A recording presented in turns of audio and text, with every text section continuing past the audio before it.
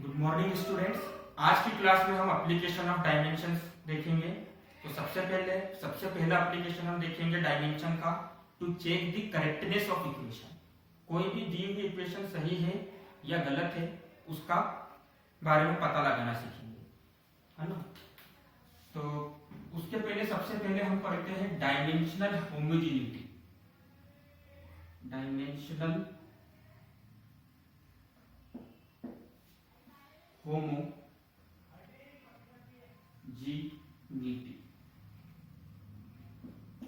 देखो dimensional homogeneity क्या बोलती है, किसी भी इक्वेशन के अंदर आप उन्हीं चीजों को प्लस माइनस कर सकते हो जिनका डायमेंशन सेम है ना। सिंपल सी चीज है समझने के लिए। आप लेंथ में क्या वेलोसिटी को प्लस कर सकते हो?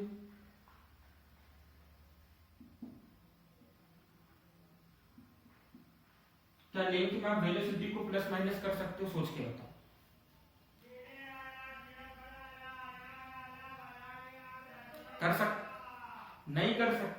नहीं कर सकते। देखो लेंथ का डायमेंशन होता है मीटर है ना, और वेलोसिटी का यूनिट क्या है, मीटर पर सेकेंड। तो ये दो अलग अलग चीजें हो गई, नहीं आप इसको प्लस कर सकते हो, नहीं आप इसको माइनस कर सकते हो। तो यही चीज हमको डायमेंशनल होमोजेनिटी बोलती है। क्या बोलती है डायमेंशनल होमोजेनिटी? कि आप किसी भी इक्वेशन में सिर्फ उन्हीं चीजों को प्लस माइनस कर सकते हो जिनका डायमेंशन क्या है डायमेंशन सेम, है ना, डायमेंशन सेम। तो लिख लो डायमेंशनल होमोजेनिटी का principle, only those physical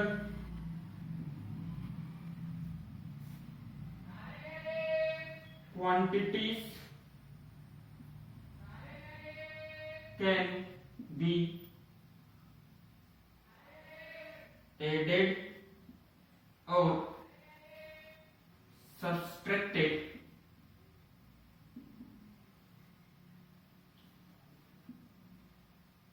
which is having different dimension ना।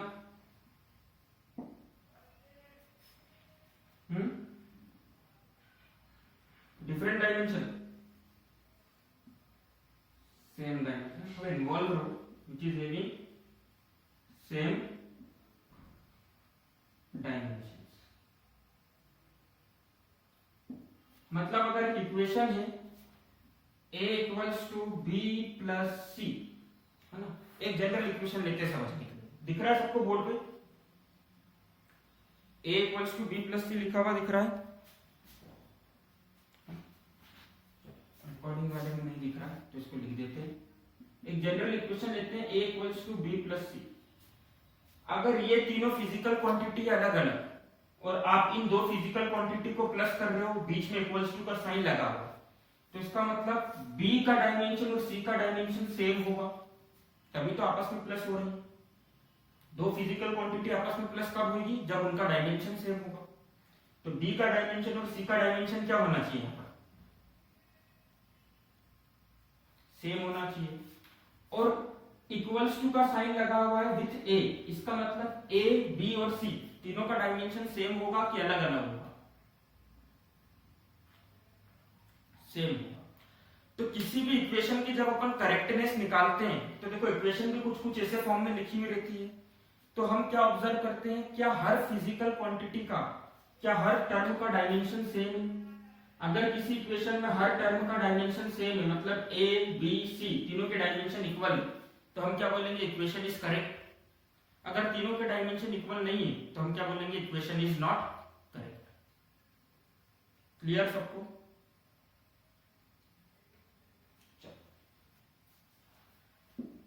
लिख लिया सबने डायमेंशनल होमोजेनिटी का प्रिंसिपल?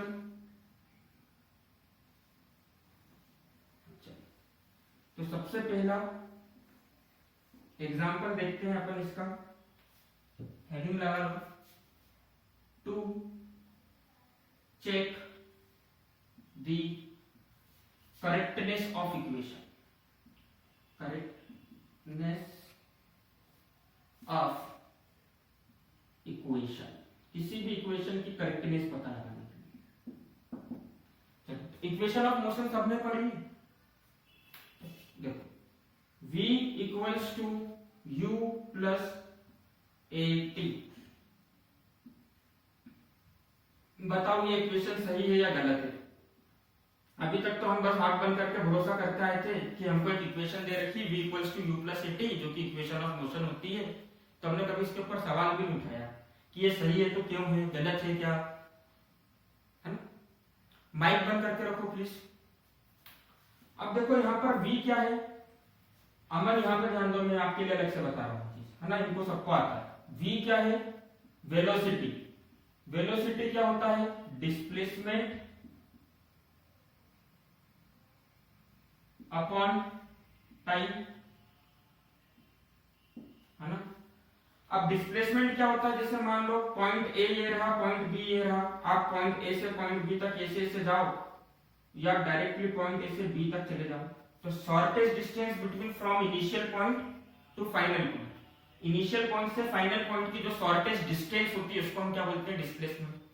अब डिस्प्लेसमेंट अगर डिस्टेंस है, सुन लो, डिस्प्लेसमेंट अगर डिस्टेंस है तो हम उसको किस में रिप्रेजेंट करेंगे, मीटर्स में, क्योंकि ऐसा यूनिट क्या होती है, लेंथ की। देखो डिस्प्लेसमेंट डिस्टेंस है, डिस्टेंस यानी क्या हो गया, लंबाई, लेंथ, है ना, दूरी, लेंथ। हाँ बोलो, समझ में आ रहा है सबको? तो डिस्टेंस में डिस्प्लेसमेंट मतलब क्या हो गया, लेंथ, एक जगह से दूसरी जगह तक की दूरी, एक तरीके से क्या हो गया, लेंथ। अब लेंथ की ऐसा यूनिट होती है मीटर, तो डायमेंशंस में ये चीज याद रखना, लेंथ की ऐसा यूनिट होती है मीटर, और जहां भी लेंथ आएगा वहां पर हम सिंबल यूज करेंगे एल, या जहां भी मीटर आएगा वहां पर हम सिंबल का यूज करेंगे एल। जहां भी टाइम आएगा, टाइम की ऐसा यूनिट क्या होती है, सेकेंड, सिंबल का यूज करेंगे हम टी, है ना, भूलो नहीं। मास आएगा तो सिंबल का यूज करेंगे एम, और ऐसा यूनिट क्या होगी, किलोग्राम, है ना। ये चीजें याद रखनी है। अब देखो अमन यहाँ पर क्या है, velocity equals to displacement upon time दे रखा है, तो वेलोसिटी का हमने लिखा v, डिस्प्लेसमेंट मतलब लेंथ, मतलब इसकी यूनिट होगी मीटर, तो इसकी जगह पे सिंबल क्या लिखूंगा मैं, एल, डिवाइड का साइन लगाया, टाइम, टाइम मतलब ऐसा यूनिट सेकेंड, सिंबल क्या लिखूंगा, टी, है ना। ये सिंबल्स लिखने, डायमेंशन में सिंबल्स लिखते हैं। अब आप लोगों ने क्लास 9 में पढ़ा होगा, अगर ऐसा लिखा है 1 डिवाइडेड बाय x की पावर a, तो आप डायरेक्टली इसको क्या लिखते थे, x की पावर माइनस a, तो लिख सकते हैं इसको l t की पावर माइनस 1। अब एक और चीज याद रखो, ये बेसिक्स है ना, तो डायमेंशन फॉर्मूले को हमेशा अपन m, l और t के फॉर्म में बताते हैं। तो एक चीज बताओ, इस फॉर्मूले में कहीं भी मास दिख रहा है क्या हमें, ये वाले फॉर्मूले में कहीं भी मास आ रहा है क्या, है ना। तो वेलोसिटी का डायमेंशन फॉर्मूला क्या हो जाएगा, v इक्वल्स टू, मास कहीं भी नहीं आ रहा है मतलब मास की पावर 0, लेंथ आ रही है इसका मतलब लेंथ की पावर 1 है, और t की पावर क्या है, -1। इसको हम इस तरह से ब्रैकेट में लिख देंगे। कैसे डायमेंशन फॉर्मूला लिखा, समझ में आ गया? अमन समझ में आ गया कैसे लिखा? कुछ पूछना है इसमें? तो डायरेक्टली आप इस इक्वेशन, हाँ बोलो क्या, देखो अमन, वेलोसिटी की यूनिट क्या होती है, मीटर पर सेकेंड, तो मीटर की जगह पर हमने लिख दिया एल, सेकेंड की जगह पर हमने लिख दिया टी, पर डायमेंशन को हमेशा एम, एल और टी के फॉर्म में डिनोट करते हैं। अच्छा ये टी ऊपर आएगा तो -1 हो जाएगा, ये भी समझ गए होंगे। अब हमेशा इन तीनों के फॉर्म में लिखना, इन तीनों के फॉर्म में लिखना है हमेशा। तो देखो यहाँ पे कहीं भी किलोग्राम नहीं है, यूनिट में कहीं भी किलोग्राम आ रहा है क्या, नहीं आ रहा है, मतलब मास है नहीं, तो मास का डायमेंशन भी क्या हो जाएगा, m की पावर 0। किसी भी चीज की पावर 0 मतलब क्या हो गया, 1, तो आप इसका मतलब आपने इसकी जगह पर 1 लिख रखा। क्लियर है, समझ गए? तो हमको इक्वेशन दे रखी थी v equals to u plus at। अब याद करो v होता था फाइनल वेलोसिटी, u होता था initial velocity, a is acceleration, t is time. इस है ना, इसकी करेक्टनेस पता करनी है तो v की जगह पर हम ये फॉर्मूला लिख देते हैं, माइक बंद करके रखो। v की जगह पर हम ये फॉर्मूला लिख देते हैं, m की पावर 0, l की पावर 1, t की पावर -1। अच्छा, u इनिशियल वेलोसिटी है तो क्या u का फॉर्मूला अलग होगा कि सेम होगा?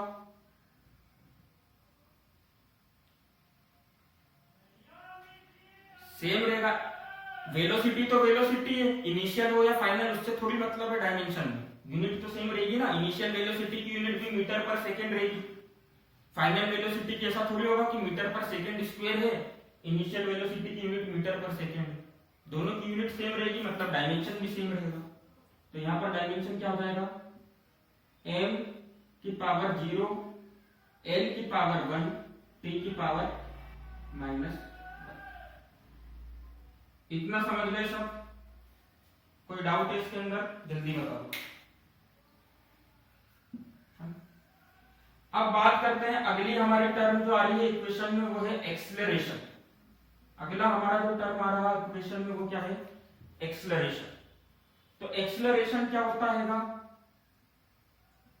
Velocity upon time, velocity upon time. और एक्सेलरेशन की यूनिट क्या होती है अगर आपको याद हो तो, वेलोसिटी होता है मीटर पर सेकेंड और एक और बार सेकेंड से डिवाइड कर दिया मतलब मीटर पर सेकेंड स्क्वायर। एक्सेलरेशन की यूनिट क्या होगी, मीटर पर सेकेंड स्क्वायर। मीटर पर सेकेंड तो वेलोसिटी होता है, मीटर पर सेकेंड स्क्वायर किसकी यूनिट हो गई, एक्सेलरेशन।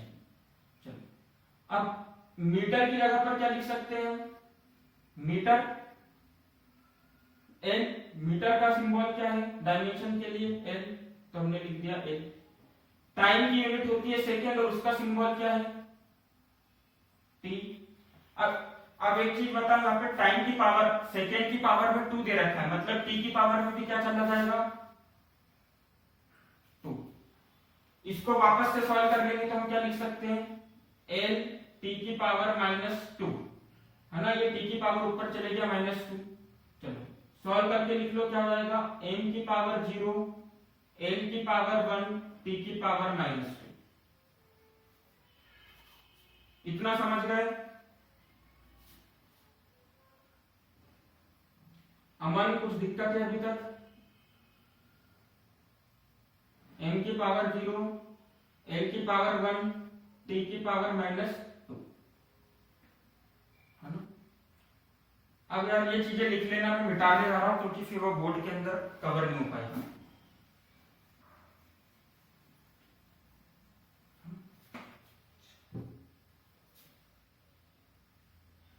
अब देखो नेक्स्ट टर्म क्या है, मल्टीप्लाई में टाइम।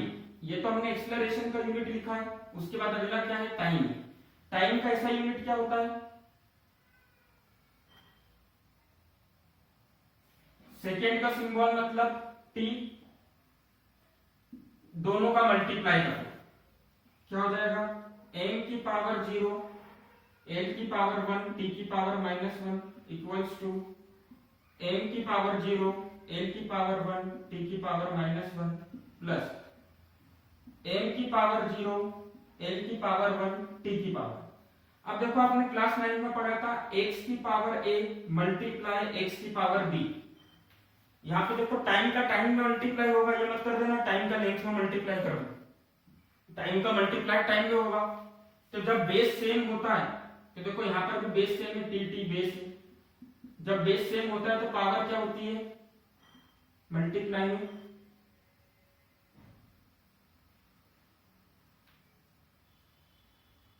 याद आया कुछ क्लास 9 का, है ना। जब बेस सेम होता है और चीजें मल्टीप्लाई में हो तो पावर का क्या होता है एडिशन। तो यहां पर देखो बेस सेम में टी टी, इसकी पावर में -2 है, इसकी पावर में 1 है, तो दोनों का क्या होगा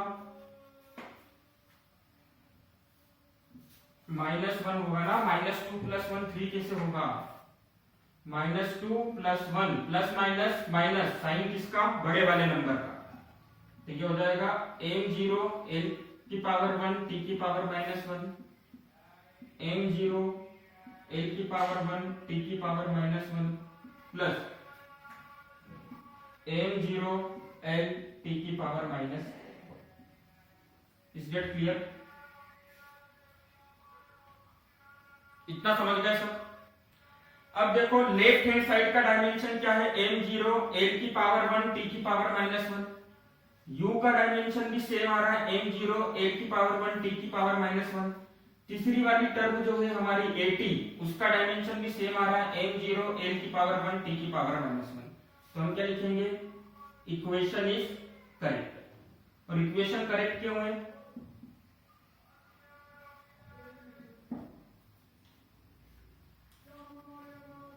क्योंकि सारी टर्म्स का डायमेंशन सेम है। क्लियर है ना?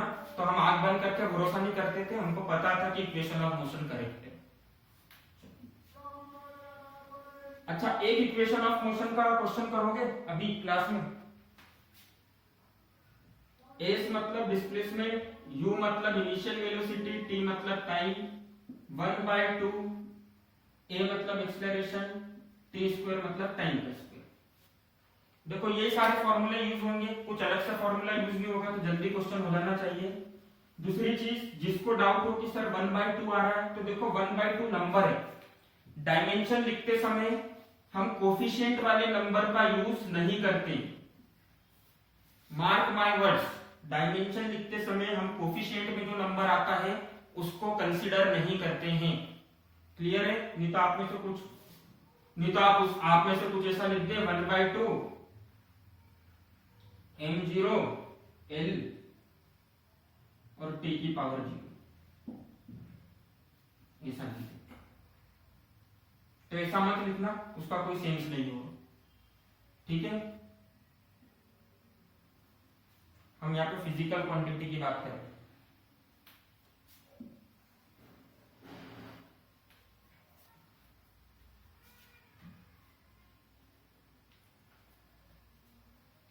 क्या ये इक्वेशन सही है? बताओ जल्दी से।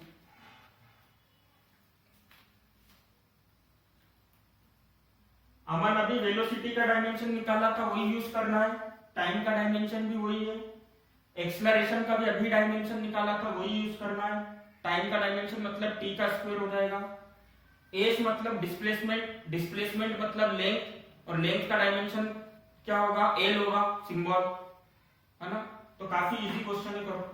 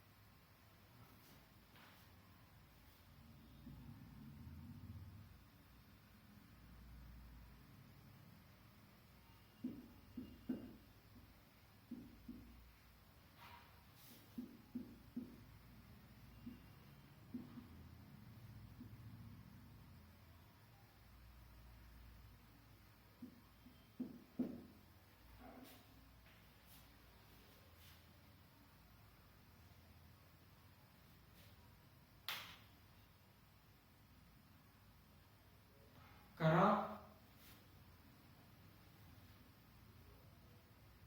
नहीं नहीं, डिस्प्लेसमेंट होता है। S is displacement, S displacement है, यू इनिशियल वेलोसिटी है, टी टाइम, ए एक्सेलरेशन।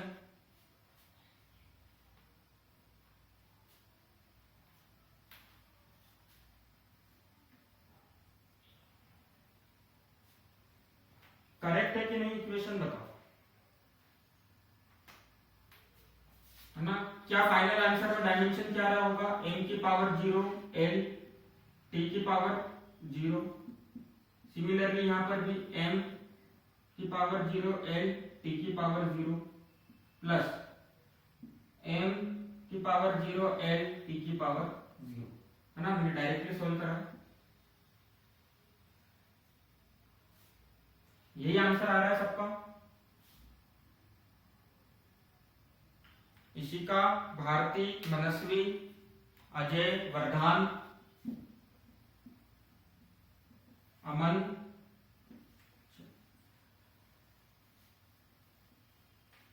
अब देखो नया चीज क्या है इसके अंदर, सेकंड वो सबसे बड़ा एप्लीकेशन क्या है, अलग अलग फिजिकल क्वांटिटीज के बीच में रिलेशन फाइंड करना। तो एक क्वेश्चन अपन देखते हैं। आप सभी लोगों ने पेंडुलम देखा होगा, है ना? पेंडुलम देखा होगा, क्लास 9 में शायद आपको एक्सपेरिमेंट भी कराया उससे, पेंडुलम से सब। तो पेंडुलम का, है ना, पेंडुलम के यहाँ पर क्या होता है, मास होता है। क्या होता है? अरे बॉल रहता है ना, हेवी मास का बॉल बंधा हुआ रहता है, और ये क्या रहता है, धागा रहता है। आपने देखा होगा शायद धागा बंधा हुआ है और नीचे क्या है, मास, एक बॉल बंधी हुई जिसका मास ज्यादा है। ठीक है, तो पेंडुलम क्या करता है, ये इसकी मीन पोजीशन होती है। अब मैंने पेंडुलम को क्या करा, यहां से छोड़ा। कहां से छोड़ा मैंने, टाइम इक्वल्स टू 0 सेकेंड पे मैंने पेंडुलम को यहां से छोड़ा। तो पेंडुलम क्या करेगा, यहां जाएगा, बीच में आएगा, और फिर धीरे धीरे धीरे धीरे धीरे किधर चला जाएगा, इधर चला जाएगा।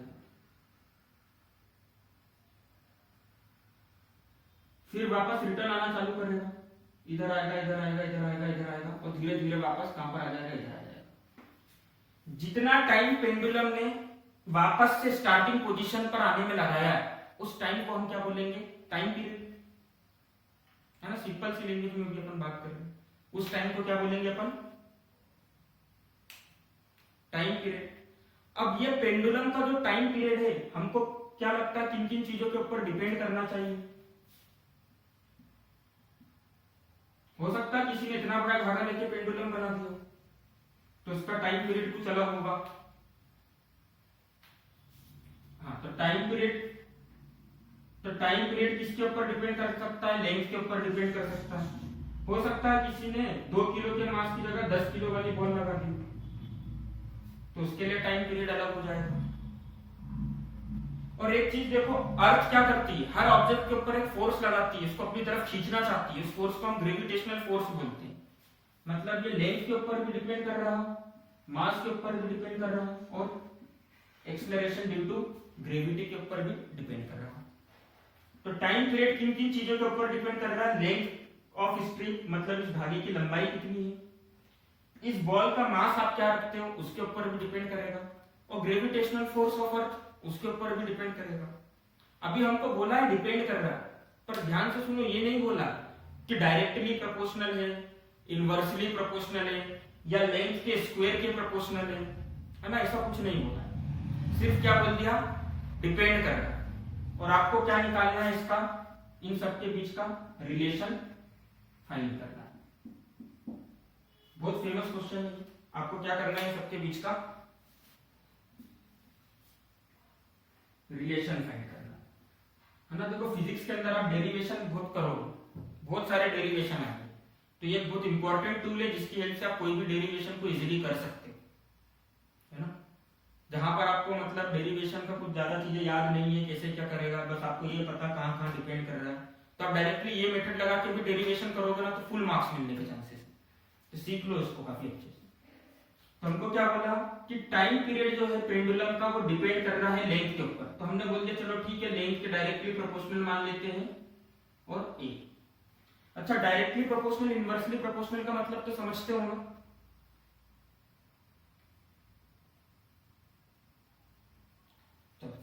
जो नहीं समझते हैं वो इधर देख लो। अगर मैंने बोल दिया A is directly proportional to B, ठीक, अब देखो इधर वाला जो पोर्शन है, उधर की तरफ ये सिंबल कैसा है, ओपन है, इधर की तरफ ये सिंबल कैसा है, ओपन है। इसका मतलब ये क्या होगा, इंडिपेंडेंट। ये क्या होगा, और देखो यहां पर ये सिंबल बंद है, यहां पर ये सिंबल क्लोज है, मतलब ये क्या होगा, डिपेंडेंट। मतलब ए किसके ऊपर डिपेंड कर रहा, बी के ऊपर। जैसे आप डायरेक्टली प्रोपोर्शनल में सीधा सीधा सामने सामने लिखा हुआ है, मतलब अगर आप b की वैल्यू बढ़ाओगे तो a की वैल्यू भी क्या होगी, बढ़ेगी। b की वैल्यू कम करोगे तो a की वैल्यू भी क्या होगी, समझ रहे हैं। तो हमने क्या लिखा कि चलो ठीक है, टाइम पीरियड जो है वो लेंथ ऑफ स्ट्रिंग के ऊपर डिपेंड करता है, तो हमने क्या मान लिया, डायरेक्टली प्रोपोर्शनल है और कितना प्रोपोर्शनल है उसकी पावर में कोई सा भी नंबर ले लिया a, है ना। कि हमने लिख लिया ए स्क्वायर भी हो सकता है, क्यूब भी हो सकता है ए की जगह पर सिर्फ 1 आ जाए, अभी हमको पता नहीं है, हम सॉल्व करेंगे।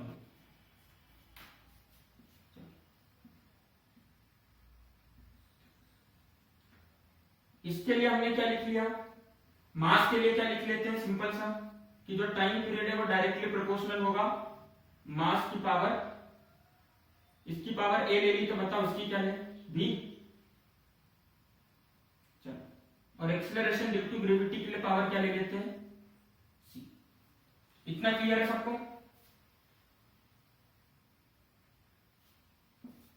चलो, अब इक्वेशन फर्स्ट, इक्वेशन सेकेंड और इक्वेशन थर्ड को हम क्या कर लेते हैं, कंबाइन कर लेते हैं। तो कंबाइन करेंगे तो देखो t की जगह पर t आ गया, डायरेक्टली प्रोपोर्शनल का साइन आया। सबसे पहले स्टेटमेंट में क्या लिखा हुआ था, लेंथ की पावर a, मास की पावर b और एक्सेलरेशन ड्यू टू ग्रेविटी की पावर। इतना क्लियर, कोई डाउट।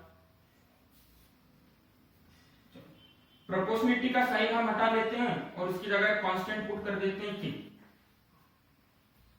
l की पावर a, m की पावर b, g की पावर c। ठीक, क्लियर है सबको। चलो, टाइम का डायमेंशन लिखो। टाइम का डायमेंशन क्या हो जाएगा, m की पावर 0, l की पावर 0, t की पावर 1 हो जाएगा। कांस्टेंट के क्या होगा, नंबर होगा कुछ, तो नंबर का कोई, क्या कांस्टेंट का, इस नंबर का या इस कांस्टेंट का कोई डायमेंशन नहीं, तो हमने इसको क्या लिख दिया के एल। एल मतलब लेंथ, लेंथ का डायमेंशन क्या होगा, m की पावर 0, l की पावर 1, t की पावर 0। और देखो यहां पर क्या लिखा हुआ है, a लिखा हुआ है, मतलब ये a कहां चला जाएगा, होल पावर में। ठीक है, इतना समझ गए सब, कोई डाउट है। चलो, मल्टीप्लाई के साइन को मैं डॉट से रिप्रेजेंट कर रहा हूं। मास, मास का डायमेंशन क्या हो जाएगा, m की पावर 1, l की पावर 0, t की पावर 0 और यहां पर क्या आ जाएगा, b। Acceleration due to gravity, वो एक्सेलरेशन जो कि ग्रेविटी की वजह से, तो है तो एक्सेलरेशन ही, और एक्सेलरेशन का डायमेंशन फॉर्मूला क्या होता है,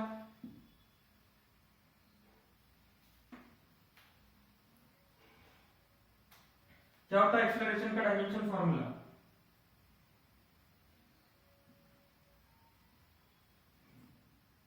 वेरी गुड। और इसकी पावर में क्या चला जाएगा, c। सबको दिख रहा है क्लियरली बोर्ड पे क्या क्या लिख रखा है अपन ने, है ना। अब बस हमको इस इक्वेशन को सॉल्व करना है, तो देखो वो कैसे करेंगे। क्लास 9 में हमने ऐसा पढ़ा था कि अगर x की पावर a लिखा हुआ है और बाहर ब्रैकेट के b लिखा हुआ है, तो हम इसको ऐसा लिख सकते हैं x की पावर ab। और हमने ऐसा भी पढ़ा था x की पावर a मल्टीप्लाई y की पावर a और टोटल पावर में b लिखा हुआ है, या y की पावर b और बाहर पावर में क्या लिखा हुआ c, तो इसको हम क्या लिख सकते हैं, x की पावर a का मल्टीप्लाई c में कर दो ac इंटू y, b में किसका मल्टीप्लाई कर दो c का, bc। तो ये रूल को हम क्या करने वाले हैं, यूज करने वाले हैं। समझ गए सब, ठीक। अब क्या करो, इस a का मल्टीप्लाई करो 0 में, तो a का मल्टीप्लाई 0 में करोगे क्या मिलेगा, बोलते जाओ जल्दी जल्दी।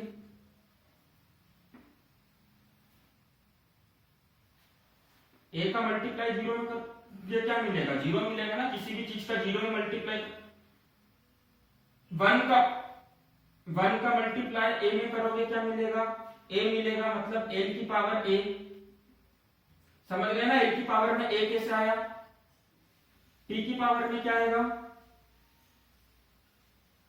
0। चलो नेक्स्ट स्टेप देखो, m की पावर में 1 है और बाहर ब्रैकेट के b है, तो मतलब m की पावर में क्या आ जाएगा, m की पावर में b, l की पावर में 0 और t की पावर में भी 0। सिमिलरली यहां पर देखो क्या हो जाएगा, m की पावर में 0, l की पावर में 1 था, c से मल्टीप्लाई करा, l की पावर में c, और t की पावर में कौन बताएगा क्या आएगा, वेरी गुड, -2 का मल्टीप्लाई से में करेंगे तो -2 से आएगा। अमन डरो नहीं, आता है बताओ, है ना। चलो m की पावर 0, l की पावर 0, t, इतना क्लियर है सबको। इसका स्क्रीनशॉट ले लो, लिख लो, फिर अपन इसके आगे करते हैं। ले लिया,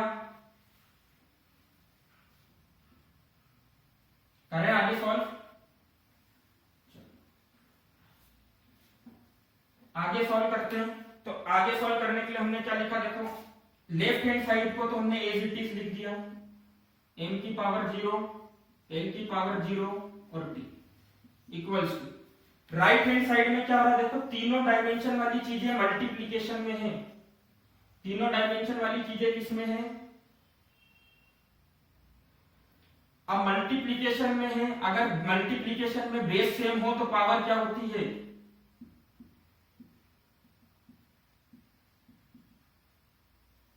ऐड होती है, तो यहां पर भी पावर ऐड होगी। तो देखो सबसे पहले तो हमने लिखा कि m की पावर, m यहां भी है, m यहां भी है और m यहां भी है, तो हम इसको क्या लिख सकते हैं, 0 प्लस b प्लस 0 लिख सकता हूं मैं। l की पावर में क्या लिख सकता हूं, लिख के बताओ जल्दी से,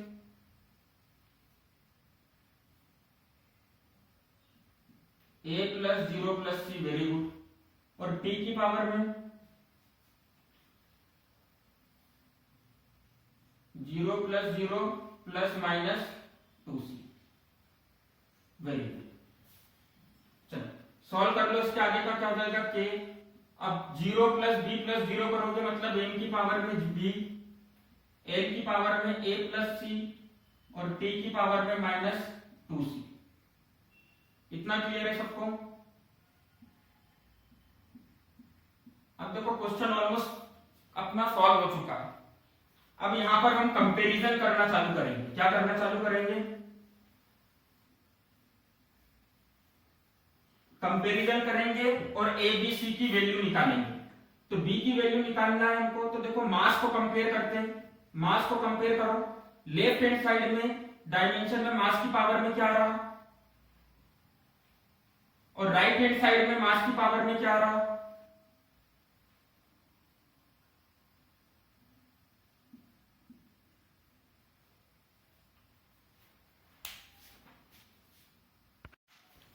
देखो लेफ्ट हैंड साइड पर हमने मास को कंपेयर करा तो मास की पावर में 0 है, और राइट हैंड साइड पर हमने मास को देखा तो मास की पावर में क्या आ रहा, b आ रहा, मतलब b की वैल्यू कितनी हो गई,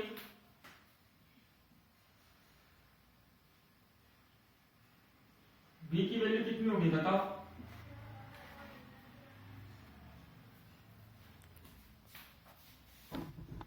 जीरो हो गई b की वैल्यू,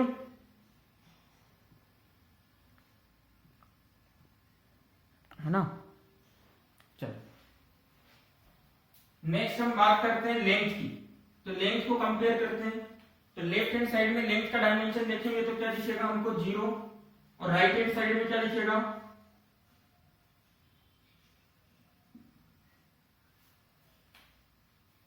a प्लस सी। तो यहां से हम एक रिलेशन बना सकते हैं कि a is equals to minus C.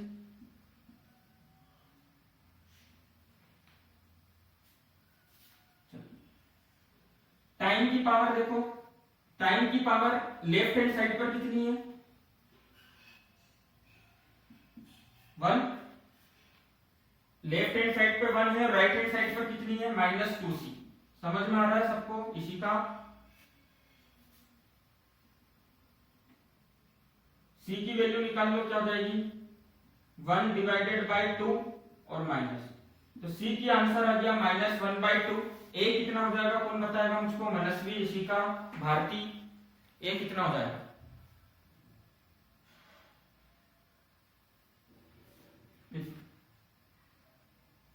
One by two, क्योंकि माइनस का मल्टीप्लाई हो गया। अब देखो हमारा एक रिलेशन क्या था, एक इक्वेशन हमारी आई थी कुछ ऐसी, t इक्वल्स टू के एल की पावर a, है ना, m की पावर b और g की पावर c। इसमें वैल्यू पुट कर दो, तो k l की पावर a, l की पावर a मतलब क्या लिखोगे? 1/2, m की पावर b मतलब m की पावर 0 और g की पावर c, तो c मतलब -1/2। किसी भी चीज की पावर 0 मतलब क्या होता है? x की पावर 0 मतलब क्या? 1। तो ये तो क्या हो जाएगा? 1। अब हमारा एक्सप्रेशन में क्या बचा? t इक्वल्स टू के l की पावर 1/2 मल्टीप्लाई g की पावर -1/2। क्या मैं इसको इस तरह से लिख सकता हूं? t इक्वल्स टू के l की पावर 1/2 डिवाइडेड बाय g की पावर 1/2।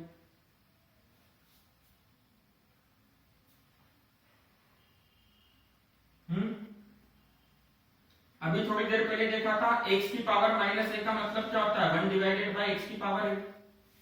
तो g की पावर -1/2 का मतलब क्या? 1 डिवाइडेड बाय g की पावर 1/2। तो g नीचे चले गया। क्लियर है सबको?